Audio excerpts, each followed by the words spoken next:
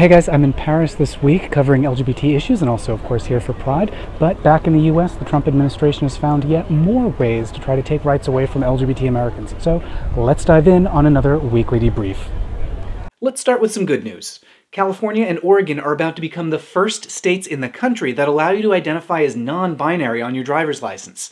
Until now, you could only choose male and female, and this is the first US-issued government ID that could let you identify as non-binary. This may seem like just a check mark on a plastic card, but there's more to it than that.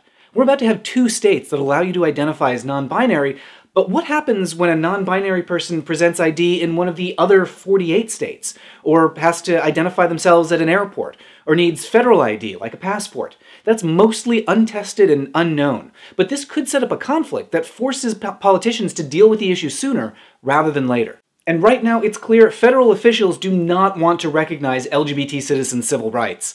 This week, the Department of Education released new guidance on equal access to education for trans youth, and their guidance is no guidance at all. According to a new letter, rather than establish a nationwide policy of non-discrimination, the Department of Justice is now going to just let schools do whatever they want.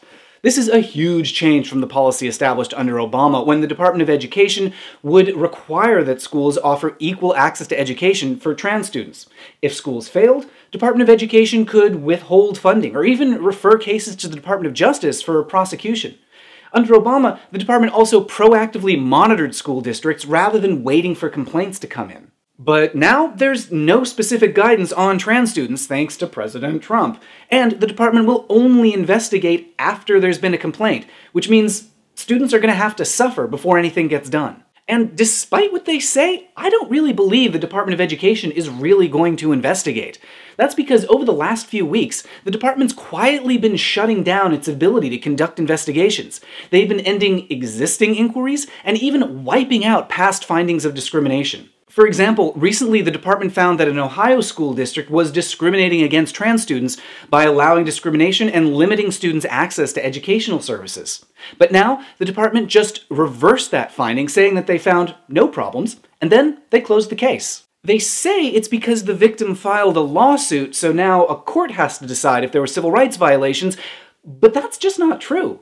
The Office of Civil Rights at the Department of Justice is specifically charged with investigating complaints, withholding funding to force schools to comply with the law, and also prosecuting non-compliance, whether there was a lawsuit or not. Nevertheless, the Department of Education's been quietly reversing and closing numerous inquiries. In other words, they're saying, we're not going to do anything to prevent schools from violating trans students' civil rights, and if they are violated, we're going to deal with it by not dealing with it at all. And they're not alone here. At least 7 other agencies are now under investigation for doing similar things under the Trump administration. The Nonpartisan Civil Rights Commission has now launched an investigation into civil rights cutbacks at multiple government agencies. And while it's good that someone's investigating the investigations, that's slated to take 2 years. And at the end of it, the commission has no authority to make any changes. They just file their report, and then Republicans will probably put it in this special filing cabinet. 2 years is a long time for kids to have their civil rights trampled, but fortunately, various organizations are mobilizing to protect LGBT youth. This week's action item is to connect with GLSEN Up. That's the political action wing of GLSEN, the organization that advocates for queer kids.